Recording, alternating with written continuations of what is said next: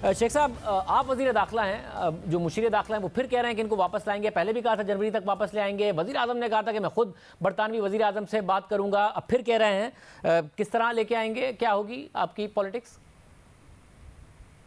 एक्स्ट्रेडिशन जो है वो ट्रीटी हम साइन करने की कोशिश कर रहे हैं और बाकी फैसला आ गया। ये एक टिकट में दो मज़े चाहते थे कि रहा भी हो जाएं और लंदन में भी रहें, और इस तरह तो नहीं हो सकता।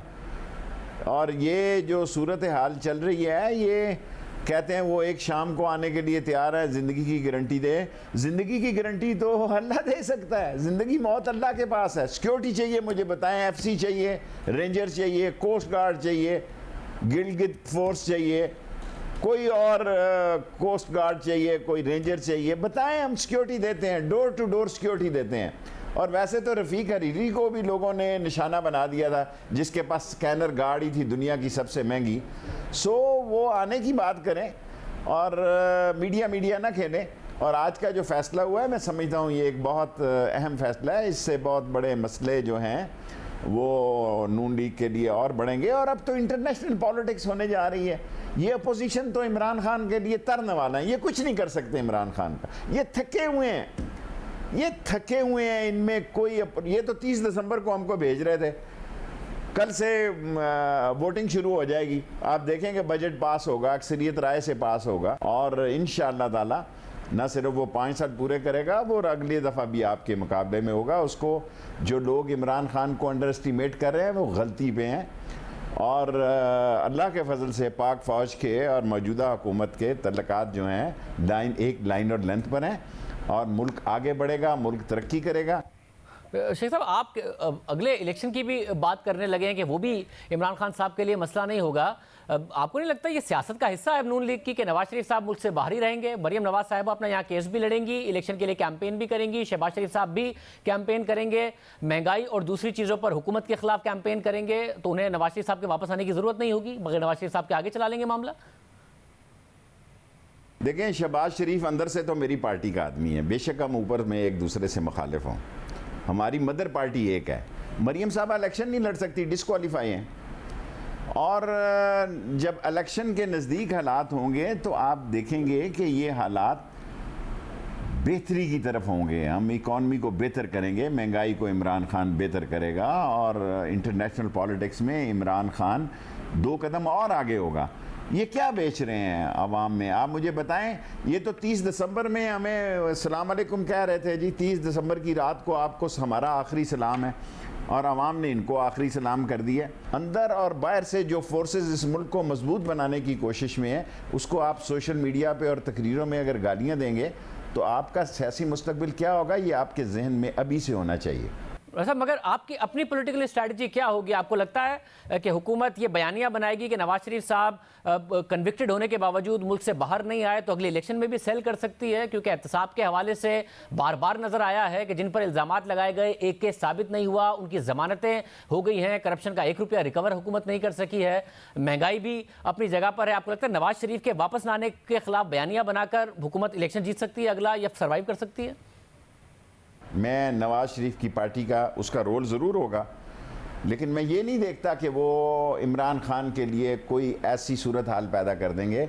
और ये सूरत हाल इंटरनेशनली ताकतों की कोशिश होगी कि पाकिस्तान अंदर से कमज़ोर हो। पाकिस्तान को इस पाक फ़ौज की मौजूदगी में बॉर्डरों से कोई ख़तरा नहीं है अल्लाह के फजल से, लेकिन अंदर से इंतशार पैदा करने की कोशिश करेंगे। ये थकी हुई अपोजिशन और ये बैठी हुई अपोजिशन और ये तरन वाला इमरान खान का अपोजिशन, ये उसका कुछ नहीं बिगाड़ सकती। और ये सूरत हाल इमरान खान का जो वोटर है वो एहतसाब के हक़ में है। वो कहता है लूटी हुई दौलत वापस लाई जाए, और उसका यकीन है कि इमरान खान की पूरी कोशिश है कि लूटी हुई दौलत वापस लाए। लेकिन अदलिया के आगे तो किसी का बस नहीं चलता ना, जो अदलिया का फैसला है वो कबूल करना पड़ता है। मतलब अदालत ने ही फैसले दिए हैं, अदालत ही की तरफ से सवाल उठाया गया है। आप मुझे बताइए, इलेक्शन के डायनामिक्स अपने होते हैं, कॉन्स्टिट्यूंसी पॉलिटिक्स को आप समझते हैं, आपको लगता है कि अवाम मुतमईन है महंगाई, लोड शेडिंग, इन तमाम चीज़ों के बावजूद? देखिए, मैं लाल हवेली में बैठा कॉन्स्टिट्यूंसी में आपको ये इंटरव्यू दे रहा हूँ, लाल हवेली के अंदर से दे रहा हूँ। 4 सूबों में उसकी हुकूमत है। गिलगित में, आज़ाद कश्मीर में वो हुकूमत बनाने जा रहे हैं। एक कौमी पार्टी है इस मुल्क में, अब एक कौमी पार्टी है, वो तहरीक इंसाफ है, और एक कौमी इदारा है, उसका नाम फ़ौज है। और दोनों की स्ट्रेटजी पाकिस्तान के लिए, लोगों की भलाई के लिए कोशिश की जा रही है, सख्त कोशिश की जा रही है। और ये सारी महंगाई और सारा मसला जो पैदा हुआ उस लूट मार की वजह से पैदा हुआ, जिनका ख्याल था कि ये मुल्क नहीं चल सकेगा और इनको हमसे बातचीत करनी पड़ेगी। 3 साल गुजर रहे हैं, हालांकि खान साहब तो कहते हैं 2.5 साल ही हुए हैं, अगस्त में 3 साल हो जाएंगे, चौथा साल 1 साल है, 5वें साल तो लोग कैंपेन में चले जाते हैं। शाहजेब, 5वां साल हुकूमत का या अपोजिशन का नहीं होता। लोग देखते हैं कि मैं किस तरह अपने आप को बेहतर एडजस्ट कर सकता हूँ। ये मलकों के वोट हैं, ये सईदों के वोट हैं, ये शाहों के वोट हैं, ये मेलसी के वोट हैं, ये खिची के वोट हैं, ये टवानों के वोट हैं। सो सीट एडजस्टमेंट और सीट ग्रुपिंग का मसला जो है वो 5वें साल में शुरू हो जाता है। आप देखें 5वें साल पाकिस्तान में जो मरता है इलेक्शन के साल, जनाजा कितना भारी होता है, सारे कैंडिडेट पहुँचे होते हैं। 4 साल वो जाते नहीं गई, 5वें साल उनको सारा गम खुशी याद आ जाती है पाकिस्तान में। सो 5वां साल, मैं 4 साल हुकूमत के ओरिजिनली समझता हूँ, 5वां साल इलेक्शन का होता है और अपोजिशन को इलेक्शन की तैयारी करनी चाहिए।